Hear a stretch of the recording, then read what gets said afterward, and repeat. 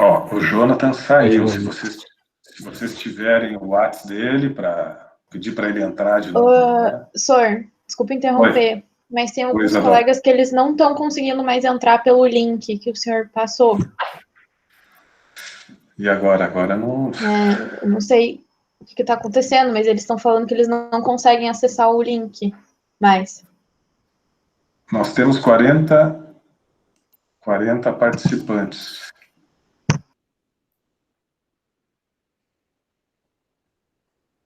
Pois é, a Tainanda está me escrevendo também. O que pode estar acontecendo agora, tia? Eu não sei se tem limitador de participantes. Não, semana passada nós tivemos 51 participantes. Foram todos. Semana passada todo mundo estava. Mas é estranho mesmo. Não, o limite no Google Meet são 250 participantes. Então, não é problema de participantes. Pede para eles continuarem, se vocês estão em contato com esses que não estão conseguindo. Olha, o Jonathan entrou agora. O Jonathan pediu e entrou de novo, tá? Ele tinha caído.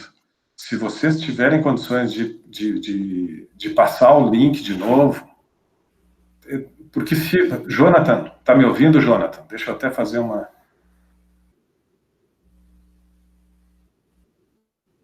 Jonathan, me ouve?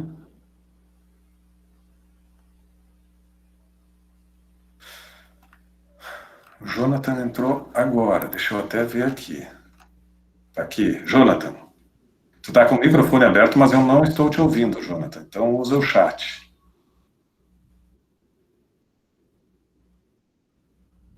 Oi, sim, tô aqui. Perfeito. Jonathan, nós estamos com um delay. Mas olha só, Jonathan, tu entrou pelo link normal? Caiu e entrou pelo link que estava lá no ambiente aula?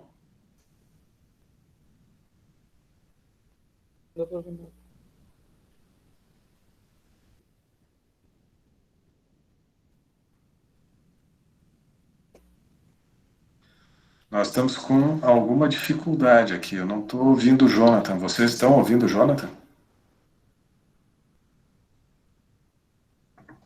Não está dando para ouvir. Não consigo ouvir ele. Pois é. Está cortando o áudio do Jonathan. Bueno, não sei, realmente não. Eu não tenho como. Só tem aquele link. Se eu mudar aquele link, vai cair toda a sala de aula aqui. E nós vamos ter que reiniciar e arrisca piorar o problema. Então nós vamos ter que tocar desse jeito e quem está fora vai ter que seguir insistindo. Deem um recado lá no grupo de WhatsApp para seguir. Talvez não tenha conseguido naquele momento que iniciou a gravação. Ali, quando iniciou a gravação, realmente ficou bloqueado o acesso. Tá? Talvez tenha sido isso. Esse pessoal que não conseguiu. Nós temos 41 pessoas agora no ambiente. Vamos lá. Eu vou iniciar a apresentação do segundo grupo, então, agora, tá? Aí, fechou. Pode estar ligado.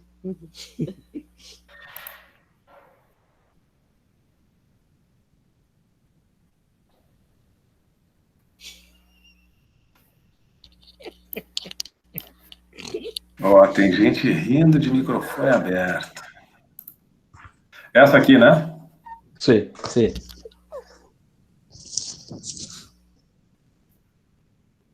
Então, boa noite, professor, boa noite, turma aí. A nossa pesquisa é sobre o consumo de cerveja. Vamos lá, então, o grupo da cerveja.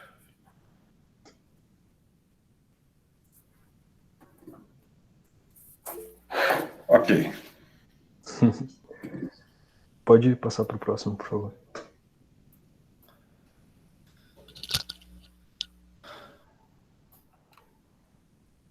A gente escolheu esse tema porque é algo que a maioria dos brasileiros consome, é um produto que é popular por aí e, em geral, o grupo também consome, então a gente escolheu esse tema, cerveja, para fazer a pesquisa. A gente pode passar para o próximo. A gente obteve 235 respostas, né? Sendo que a grande parte foi do gênero feminino, 62,6% e 37,4% masculino. A gente Isso não significa que as mulheres bebam mais cerveja, mas pode ser também, não, né? a gente acredita que é pela mesma questão que o professor falou semana passada, por serem mais participativas também. Sim. Ok.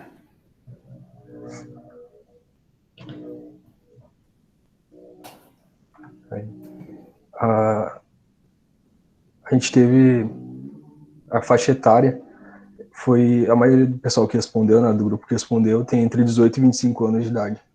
E a segunda parte foi de 26 a 35 anos. Geralmente essa galera que tá no pub, barzinho aí, foram eles que responderam. Pode passar pro próximo. Aí é com o Gabriel agora.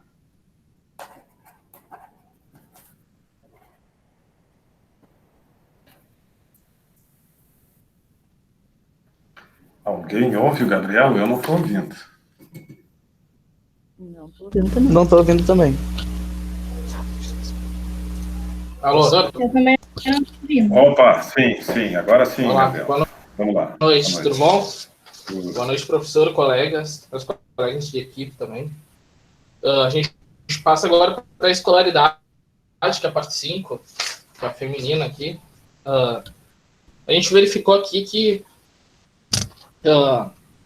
das respostas que a gente teve, 66%, que foi a maioria no caso, né, responderam que tem um ensino superior completo em andamento. Já há pessoas que têm o ensino médio completo ou em andamento, que é o verde aqui que aparece no gráfico, 27,7%. As outras faixas, que são o ensino fundamental incompleto, ensino fundamental completo, ensino médio incompleto, não aparece no gráfico aqui os valores, mas eles equivalem a 6,3%. Fazendo uma breve análise aqui desses resultados, eu cheguei à conclusão aqui que, em relação a essas porcentagens, a gente consegue também verificar, não oficialmente, né, mas a gente consegue deduzir a classe social também dos que responderam, sendo classes A e B equivalente a 66%, e os 27,7% mais 6,3%, equivalendo a 34% de classe C e D. Daí a gente vai para outro slide, que é a renda.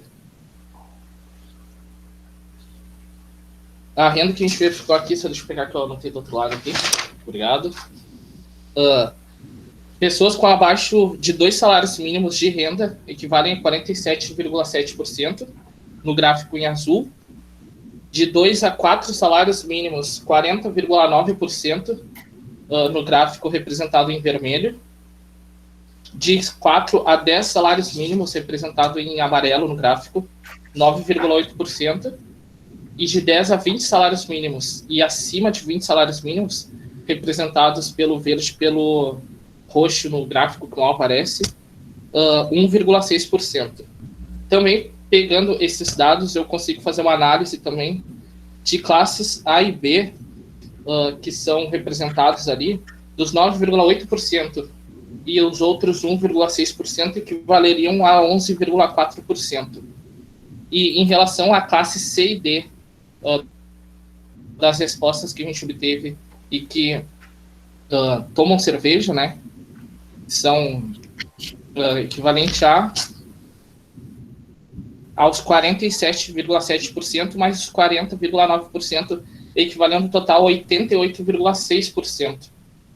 Que eu acho que, por mais que a gente não tenha botado no gráfico, vale a pena salientar, porque a gente consegue ter uma base em relação da classe social das pessoas, né? Independente não só os valores de faixa etária de renda e de escolaridade, né? Mas a gente consegue equiparar e botar num gráfico assim, em relação às suas classes sociais, onde elas estão representadas, né?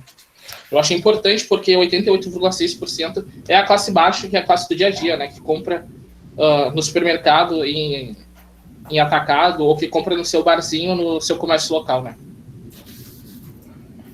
E agora com outros colegas. Tá, deixa eu só fazer uma... Agora vai começar o comportamento do consumo mesmo, mas fazer só uma observação com relação a esses comentários que vocês fizeram aqui, sobre o perfil dos respondentes. A gente tem que lembrar sempre que quem responde à pesquisa são as pessoas dos círculos de amizade, do círculo de cada um de vocês, aí, especialmente, não só, mas especialmente. Por isso que a gente tem aqui 66% de ensino superior, né, e 27% de ensino médio. Nós temos um elevado índice de escolaridade aqui, o pessoal todo no ensino superior e tal. Mas a gente sabe que essa não é a realidade brasileira. Isto é a realidade do círculo de relacionamento de vocês, né, do grupo, que são universitários e tal, e a grande maioria dos colegas, amigos e tal, que fazem parte do círculo de vocês que vão responder. Isso é sempre importante a gente lembrar que quando a gente vai fazer isso, vale para todos os grupos, porque as respostas de todos os grupos trazem sempre, né, carregam sempre esse peso, né, das opiniões daqueles que pertencem às relações de vocês. Mas ela não é representativa, dificilmente algum grupo conseguiria fazer isso, não é representativa da composição social do nosso estado, da nossa região, do nosso país. Para a gente, eu tenho a impressão que eu comentei isso lá no início, ainda numa aula presencial, sobre esta importância da pesquisa, de realizar bem a pesquisa, de ter critérios bem adotados para realizar as pesquisas, porque a gente precisa, quando vai realizar uma amostra, nós estamos trabalhando aqui com 200, 300, 400 questionários, e isto tentando demonstrar, a partir das respostas de 300, 400 pessoas, o que é o sentimento de milhões de pessoas. Lembro que eu comentei isso, e é importante, quando a gente está falando de pesquisa, é importante a gente ter muito presente isso. Nós vamos entrevistar 400, 500 pessoas, vamos usar estas alternativas que estamos estudando aqui para fazer pesquisa de mercado, para compreender comportamento consumidor e tal, e podemos ter, sim, com 350, 400 entrevistados, podemos ter o retrato da população de uma região, sei lá, da população de milhões de habitantes. Pode-se, com nível de confiabilidade altíssimo. Entretanto, lembrem-se, a gente tem que conseguir compor a nossa amostra de maneira semelhante à composição da população. Então, por exemplo, se nós temos na população da região metropolitana de Porto Alegre, que seria, hipoteticamente, a área que nós estaríamos fazendo a nossa pesquisa. Se na região metropolitana de Porto Alegre nós temos 18% de pessoas classificadas como idosos, com 60 anos ou mais, 18%, nessa situação hipotética, 18% da nossa amostra, sei lá, 400 questionários que nós aplicamos, 18% desses 400 questionários devem ser respondidos por pessoas de 60 anos ou mais. Se nós soubermos que, pelo IBGE, na região metropolitana de Porto Alegre, apenas 15% tem ensino superior, então a nossa pesquisa vai poder entrevistar apenas 15% de pessoas com ensino superior. E assim por diante, os critérios de idade, esses que vocês levantaram, de grau de instrução, de classe econômica e tal, aqui vocês fizeram o sentido contrário, vocês dispararam o questionário e agora estão trazendo o resultado da composição social desses que responderam. Mas para uma pesquisa ter esse nível de confiabilidade, e ser representativa da região, nós temos que fazer o contrário. Deixa eu ver o retrato da região, em termos de classe social, em termos de idade, e aí, percentualmente, dividir os grupos, e aí eu vou para campo. Bom, eu preciso entrevistar dos 487 questionários, tem que ser com mulheres acima de 25 anos, de classe social tal, entendeu? Esse é o caminho da pesquisa. Então, a gente está estudando técnicas de pesquisa de marketing, estratégias de buscar conhecer melhor o comportamento do consumidor, o nível de satisfação, o comportamento, expectativas e tal, mas o primeiro passo é a gente conseguir retratar exatamente, desenhar a população que nos interessa. Isso nós temos os institutos oficiais de pesquisa que oferecem, e a partir disso, desenhar a nossa amostra. Tá? Então,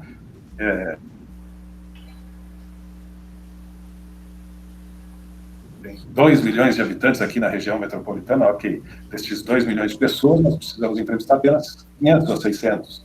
Mas tem que ser 500 ou 600 exatamente, né, uma reprodução daquela estrutura social da grande população. A título de observação, só para a gente não ficar imaginando assim, daqui a pouco, quem tem mais renda bebe mais cerveja, quem tem menos renda bebe mais cerveja, quem tem mais idade, quem tem menos idade, quem tem mais estudo, quem tem menos estudo. Essa é a representação do círculo social de vocês. Perfeito? Professor? Ok? Só salientando e entrando nesse segmento do senhor, em relação a esse nosso gráfico, desses dois que eu falei sobre renda e escolaridade, renda ela tá muito mais representada à realidade, né? Porque até 4 salários mínimos, né? Todos até 4 salários mínimos equivale a 88,6%, que é basicamente o pessoal realmente que mais consome, né? Que a gente está acostumado, enfim, do que na própria pesquisa de escolaridade, que acabou dando realmente 66% só de classes mais altas, né? Com o superior completo, enfim, que não é a realidade, seria. Mas eu não sei te dizer, Gabriel, se nós estamos próximos, assim, porque aqui está 50% da população, dos respondentes, seria 50% da população tem uma renda abaixo de 2 salários mínimos, 47,7%, praticamente a metade, e depois tem 40% de 2 a 4 salários. Não sei. Acho que talvez não seja exatamente assim. Pode não estar muito longe, mas talvez não seja exatamente assim. Ela está mais próxima do que a escolaridade, no caso, né? E aí, para a gente saber, assim, consumo mesmo, aí, bom, nós temos que recortar. Lembrem que a semana passada a gente falou sobre isso. Bom, agora eu vou pegar só os 40,9, vamos supor, né, que é de 2 a 4 salários mínimos, vou pegar só esses que responderam aqui, que recebem de 2 a 4 salários mínimos, e quero ver o comportamento de consumo deles nas outras perguntas. Vou analisar só eles. Depois eu quero ver as pessoas que ganham mais aqui, eu quero pegar essa pequena fatia aqui, que ganha de 10 a 20 salários mínimos, quero ver o comportamento deles, vou ver o que eles responderam lá e tal. Tá? Até com relação a marcas que preferem e tal, talvez a gente veja comportamentos distintos. Mas tá bem, vamos lá, senão a gente se envolve e esquece da hora. Virei o slide aqui. Tá. Boa noite, aqui é a Thaís, tá? Eu tô falando no microfone do Jonathan porque eu não consegui acesso no meu notebook, tá? Cortando a quarentena, né? Pois é, como é que vocês estão conseguindo isso aí? Vocês se reuniram? Sim, a gente mora perto. Então tá. Saiu correndo de casa e foi lá, deixa eu usar o telefone. Não, a gente mora perto, a gente mora um perto do outro aqui. Tá bom. Tá. Vamos lá. A pergunta: com qual frequência você costuma consumir cerveja, tá? Na questão primeira, de 1 a 3 vezes por semana, teve percentual de 40,9%. Logo depois veio beber socialmente, que foi 23%. Depois, de 1 a 3 vezes por mês, 19,6%. E por último, não consumo, 16,6%. Pode passar. Então, assim, os bebedores mesmo tem 41% aí. Isso. Cervejeiros mesmo. Só desculpa interromper. as pessoas que respondiam que não consomem, né, eram direcionados a outra página que agradecia, né, pela participação e Ótimo. se encerrava ali a pesquisa para essas pessoas. Perfeito, Só muito bom. Muito bom. adicionar.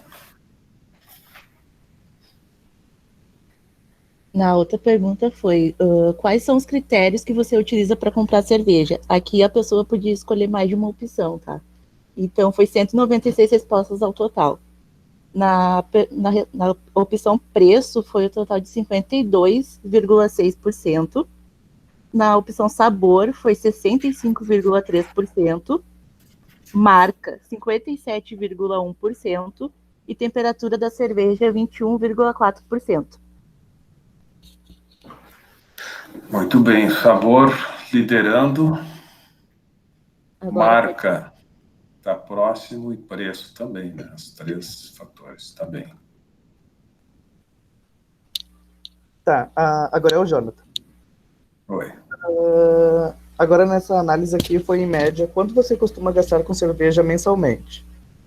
Tivemos 48,5% de pessoas que eles gastam menos de R$50 por mês. 40,8% que eles gastam de R$50 a R$100 mensalmente. 8,7% gastam de R$100 a R$300. Tivemos 1,5% que gastam de R$300 a R$500. E tivemos 0,5% que gastam mais de R$500 por mês com cervejas. Tudo isso... 0,5% de 196 respostas é um. Tem um grande bebedor de cerveja aí. Sim. Sim. Pode passar. No caso, fui eu, professor, desculpa. Eu não queria falar, mas olha... Brincadeira, Gabriel. Não, capaz. Vamos lá. É brincadeira também. Não fui eu, não. Boa noite. Alguém consegue me ouvir? Boa noite. Sim, ouvimos bem. Opa, tudo bom? Eu vou falar sobre as pesquisas de satisfação e referente às marcas, ok? Começando pela Bavária, uma cerveja respectivamente de um preço mais acessível, mais baixo, muitas pessoas marcaram pouca satisfação e quase ninguém marcou que ela era muito satisfatória, ou seja, não tem um grande consumo referente a essa marca. A Brahma segue praticamente um pouco quase o mesmo segmento, mas muitas pessoas dizem que ela é um nível satisfatório, nivelando junto com pouca satisfação, mas muitas das pessoas não sentem satisfação ao tomar essa cerveja. A Boêmia, por si, é uma cerveja um pouco mais forte, as pessoas têm um índice de satisfação maior, sendo que o muito satisfatório acaba ultrapassando essa pouco satisfatório, pois ela é uma questão até bem de marca. Se for preparar essas lives agora com a campanha Fique em Casa e para arrecadar dinheiro para comidas para as pessoas necessitadas, a Boêmia é uma das marcas de cerveja que está patrocinando a cantores para cantar em casa e prevenir que as pessoas saiam para a rua, como se fosse um passatempo. A Budweiser, como é uma cerveja que tem uma marca muito forte, muito famosa em todo o setor global, é uma das cervejas que mais foi requisitada pelos votantes, pois alegaram que tem um sabor melhor e um quesito de marca, mas não é levando muito o preço em consideração. Já muito pouco disse que ela era pouco satisfatória, e quase ninguém conhece. Quer dizer, quase ninguém não conhece essa cerveja. Todo mundo já teve contato, todo mundo já ouviu falar, comparado à Bavária, que muitas pessoas ali nunca ouviram falar. E a Budweiser segue o mesmo segmento da Heineken. Se parar para olhar, os gráficos são muito semelhantes um ao outro, por serem duas marcas de cervejas muito fortes no mercado global e atualmente são uma das cervejas mais requisitadas pela população, digamos assim. Pode passar para baixo, por favor. Aqui segue mais as cervejas, digamos, bem dizer, popular, mas mais brasileiras. A Itaipava, por exemplo, ela tem um índice de pouco satisfatório muito elevado e tem uma porcentagem de pessoas que não a conhecem, por não ter uma imagem muito forte no mercado. A Kaiser, muita pouca pessoa gosta Eu, como uma pessoa que aprecio muito a cerveja, eu também não gosto muito da Kaiser, porque ela tem um gosto muito aguado, eu não consigo gostar dela. A Polar, a cerveja de Rio Grande do Sul, é uma cerveja que tem um índice de pouco satisfatório, mas, no entanto, é referentemente baixo às outras cervejas brasileiras que encontram no gráfico, só que a Polar ela é do Rio Grande do Sul. Em outros lugares você não vai encontrar ela. Por exemplo, em Santa Catarina é muito difícil de encontrar cerveja. Referentemente, aqui o preço dela é baixo, tu consegue encontrar no mercado a R$ 2,75, R$ 3. Em Santa Catarina, quando eu fui, eu comprei latão de Polar a R$ 8. É porque lá fora não tem uma grande visibilidade como tem no Rio Grande do Sul. Aqui, se a gente for pegar esse gráfico, muitas pessoas ali gostam, é muito satisfatória. Mas se tu fosse pegar de pessoas fora do nosso estado, já haveria uma diferença muito gratificante nesse gráfico, porque muitas pessoas não iriam conhecer de fato. A Skin é uma cerveja que muitas pessoas já ouviram falar, porque tem bastante propaganda na TV até, tinha antigamente, hoje não se vê muito, só que muitas pessoas não gostam devido ao sabor. E a Skol, como a Skol vive tendo propaganda, inovaram com a Skol Beats, essas novas modos de Skol, ela também é uma empresa, mesmo não sendo de grande nome internacional, por exemplo, mas é uma empresa que também está patrocinando cantores para fazer lives em casa, de certa forma está usando essa política do coronavírus, esse atual momento que a gente está vivendo agora, para acabar tendo um marketing em cima dessa situação no mercado para expor a sua marca, comparado à Boêmia e também à Brahma, que está utilizando bastante esse fator. Eu acabei fazendo uma disseminação referente como tem uma porcentagem bastante de mulheres que acabaram votando menos que homens, e na cerveja Bavária, como estava ali em cima no slide anterior, 36 mulheres disseram não conhecer essa cerveja. Apenas 18 marcaram satisfatória, 68 mulheres marcaram um pouco satisfatório, e apenas uma pessoa apenas uma mulher marcou muito satisfatório. Na Brahma, foi 4 pessoas que marcaram que não conheciam, e apenas 16 mulheres marcaram que era muito satisfatório. Só que nas outras marcas de peso, só um minutinho, na Budweiser, por exemplo, 43 mulheres marcaram que é satisfatório, apenas 10 marcaram que era pouco satisfatório, e 68 mulheres marcaram que é muito satisfatório. Eu fiz isso com todas as cervejas, tá? E ainda fiz das partes das mulheres, e tem esses dados também para a parte dos homens, todos os gráficos de todos os homens, quantos homens marcaram muito satisfatório, para ter uma base de número em pessoas, não em porcentagem. E essas pessoas que acabam escolhendo essa cerveja respectivamente por marca, especificamente por marca, tá? São pessoas que têm um salário muito mais elevado, além de 2 a 3 salários mínimos. Aí essas pessoas escolhem apenas por marca e sabor. Só que as pessoas que também escolhem apenas por marca e sabor não têm um consumo diário, não tem esse consumo muito frequente, tipo, de 1 a 3 vezes por semana, de 1 a 3 vezes por mês. Geralmente, essas pessoas que consomem bastante por marca e sabor, são as pessoas que apreciam em datas comemorativas, em reuniões de família, não bebem muito frequentemente.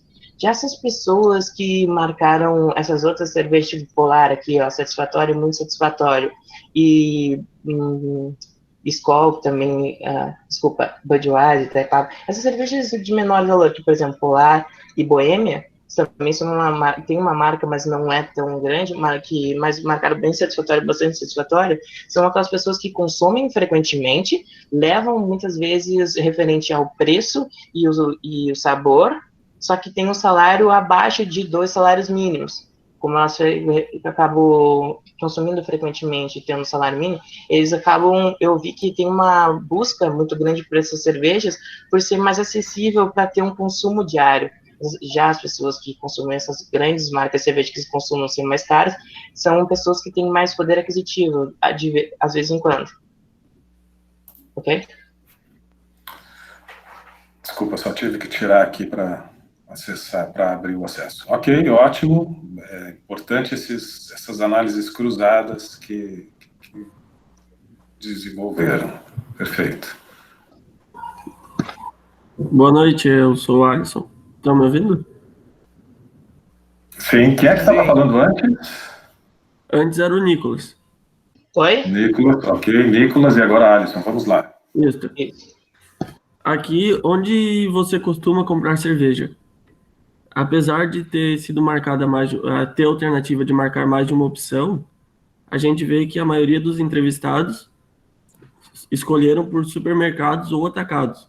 Isso remete bastante também na parte da faixa salarial, de até 2 salários mínimos ser a maioria. O pessoal procura pelo custo-benefício e também, como a pesquisa foi feita agora nesse período de quarentena, né, remete também o pessoal comprar para consumir em casa, pois até então, não ter, em vista do histórico de consumo das pessoas, que a pesquisa foi feita ali na metade de março para cá, onde não tinha parado tanto, o pessoal ainda marcou também como segunda opção bares, lanchonetes ou lojas de conveniência, onde tem bastante rotatividade.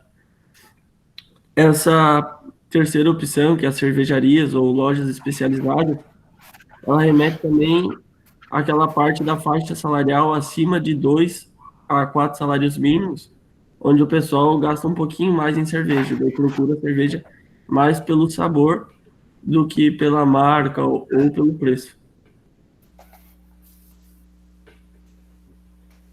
Daí aqui, onde se pergunta sobre a embalagem, tendo a opção de escolher mais de uma opção também, a gente vê como o latão de 473 ml sendo a opção mais escolhida também, com 65,8% das alternativas escolhidas, pela questão do custo-benefício. Aquela remete também à parte da faixa salarial de até 2 salários mínimos, onde o pessoal procura uma cerveja mais barata para poder consumir de 1 a 3 vezes por semana, que nem mostrou aquele primeiro gráfico que o colega apresentou. Como segunda opção também foi a garrafa long neck, que remete mais ao sabor e qualidade do produto, né? Onde a lata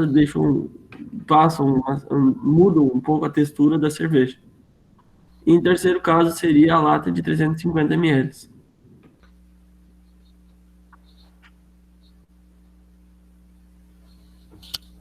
Oi, agora é o Jonathan de novo. Outra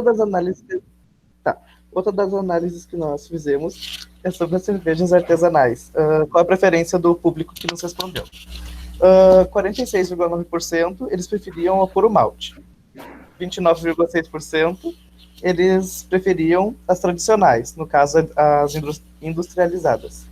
11,2% as saborizadas, que tenham algum tipo de sabor, são mais com algum tipo de frescura. Com 9% eles escolhiam de trigo e com 3,3% as com mais lúpulo. Pode passar. Agora, outra pergunta era: você costuma consumir cervejas com baixo teor alcoólico ou sem álcool? Levando em consideração que são 196 respostas, nessa e no slide anterior, tá? E nesse aqui, 85,7% dos 196 responderam que não. Eles não costumam consumir cervejas com baixo teor. E 14,3% que sim, eles costumam. Pode passar.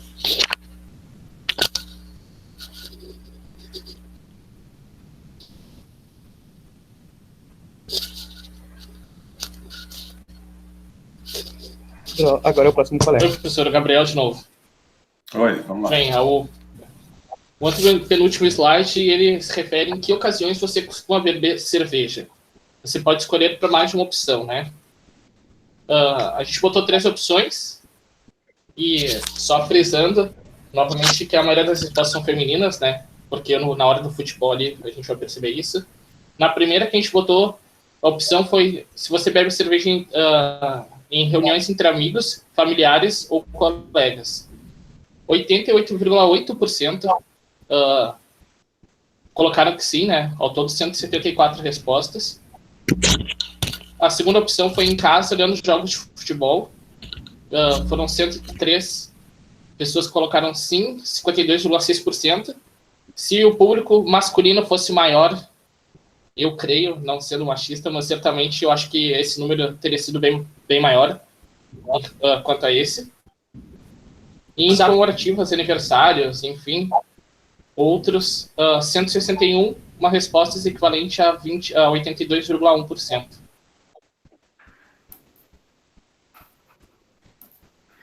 Ok. Oi, Sônia. Oi. Então, essa questão é se você substitui o consumo de cerveja por outra bebida.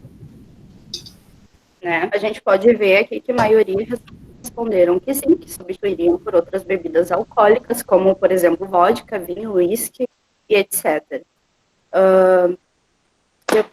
Com 45,4% das respostas, né?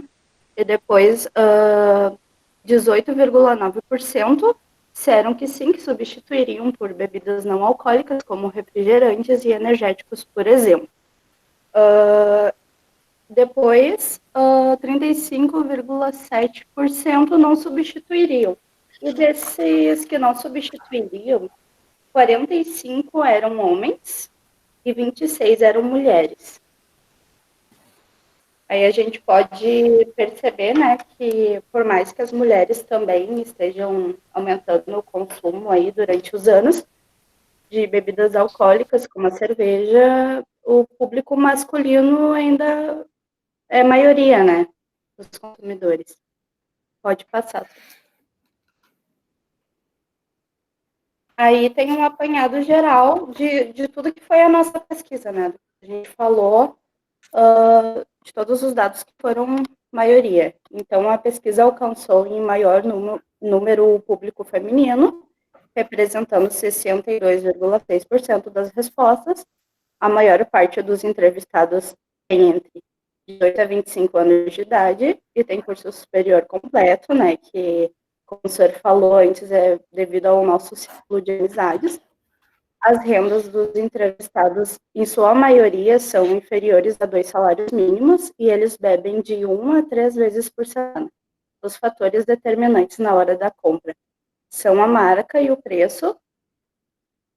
E na pesquisa, a satisfação das marcas, a marca atingiu um número de satisfação maior, foi a Budweiser, como o Nicolas explicou antes para nós, e a menor foi a Kaiser.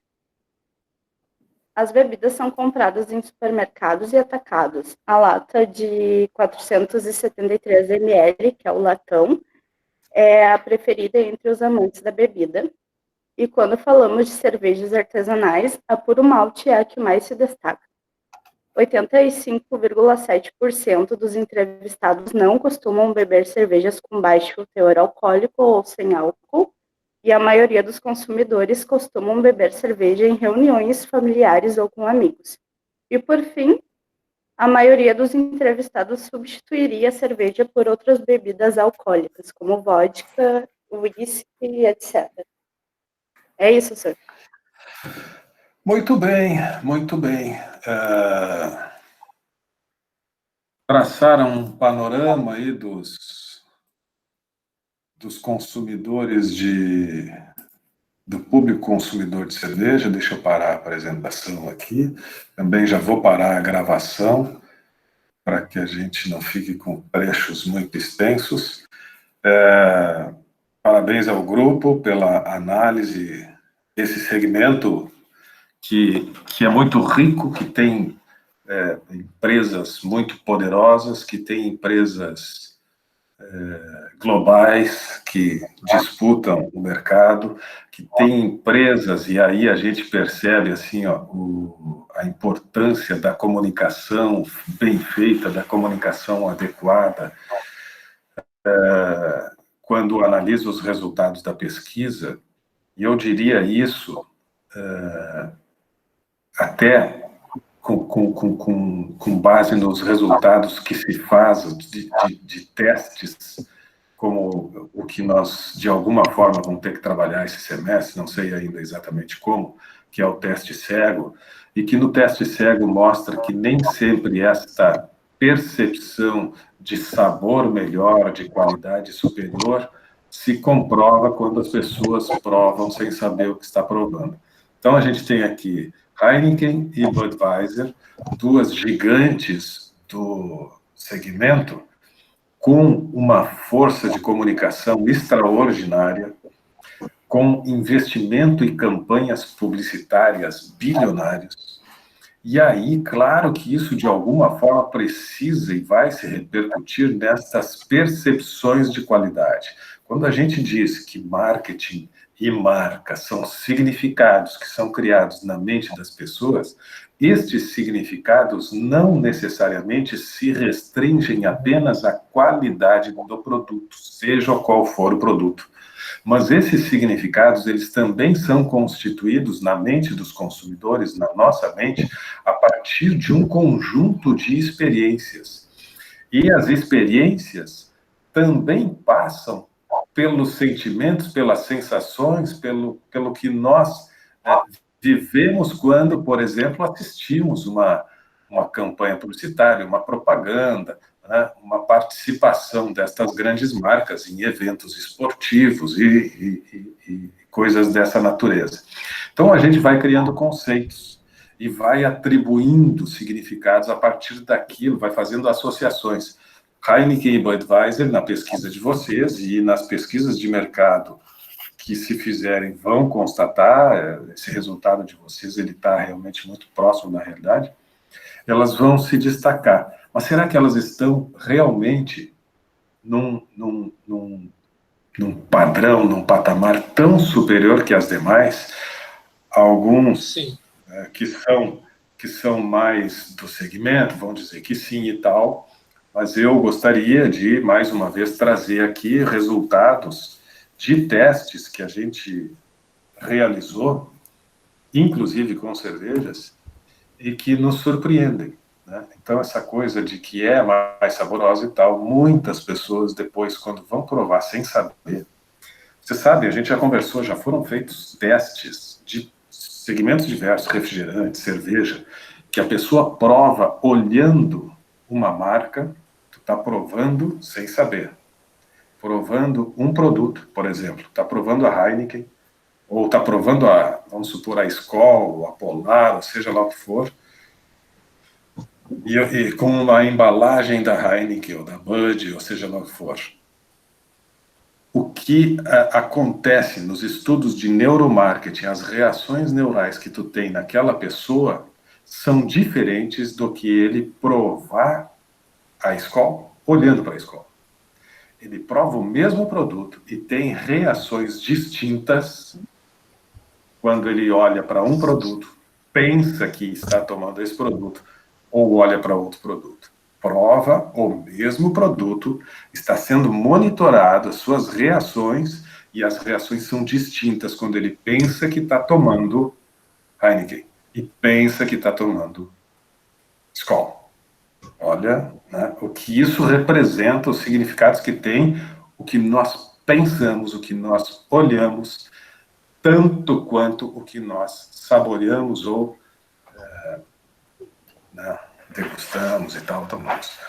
Então, isso é um estudo muito profundo, penso assim que foi interessante esse segmento para trazer algumas características de preferências, mas gostaria de fazer esse registro, e temos que falar, quero ver se falo hoje ainda, temos que falar sobre essa nossa atividade desse semestre, sobre que é o teste cego e que seria realizado agora a partir dessa segunda etapa no AP2, e que eu já estou pensando como efetivamente isso vai acontecer, de que maneira que a gente vai trabalhar isso. Tenho algumas ideias e depois eu quero mais adiante discutir com vocês, porque nós vamos ter que organizar alguma coisa semelhante. Obviamente que não vai dar para fazer o teste cego, acho que não.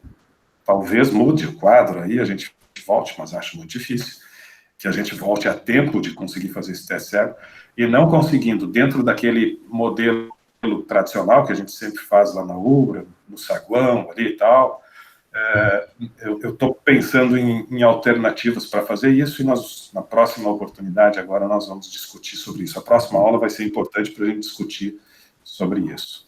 Eu posso começar a fazer... Ô, Zé, Oi. Posso começar a fazer o teste cego aqui em casa e ele falar o que eu achei. Pode, eu já vou... pode. Não, claro. Inclusive, sim. Acabando a aula, eu vou tomar uma band aqui, né? Vai começar o teste.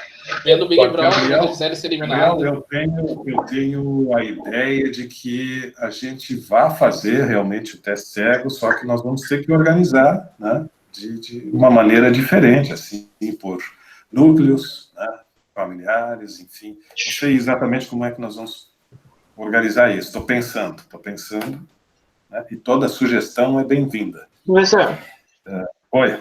Me permite a palavra? Sim. Se não me engano, foi no meu primeiro semestre, faz 2 anos, acho, que teve uma turma, eu lembro que a gente desceu no saguão e estavam realizando esse teste cego, e era referente a cervejas também. Sim. Sim. Eu fiz ali na Umbra, eu já fiz 2 ou 3 vezes de cerveja. A gente todo semestre faz teste cego, mas de cerveja eu só fiz umas 2 ou 3 vezes. Referente ao que tu falou de olhar para a lata e ter a diferença, pessoas que consomem frequentemente consomem frequentemente, já tomaram todo tipo de cerveja, é mais fácil de identificar pelo sabor quando é ou não. A Heineken, por exemplo, tem um sabor mais amargo, a Budweiser, elas são cervejas que têm um alto patamar internacional, só que a Budweiser já não é tão amarga quanto a Heineken. E a Amstel, que também é um pouco amarga, ela é parecida com a Heineken porque a Heineken é a mesma fabricante da Amstel. Dá para identificar de vez em quando pelo gosto, mas pessoas que não consomem frequentemente, aí sim não eu consegui identificar mesmo. É o Nicolas, né? Isso. Nicolas, realmente, existem os experts, né? Existem aqueles que a gente faz teste cego lá de vários produtos e tem alguns que conseguem identificar com precisão. A gente faz de chocolate, o pessoal acha que sabe, que conhece e tal, chega lá, confunde. Enfim, a gente faz de vários produtos. Mas eu te diria assim, vai ter aqueles que realmente conhecem, mas a grande maioria não conhece. A grande maioria cria conceitos.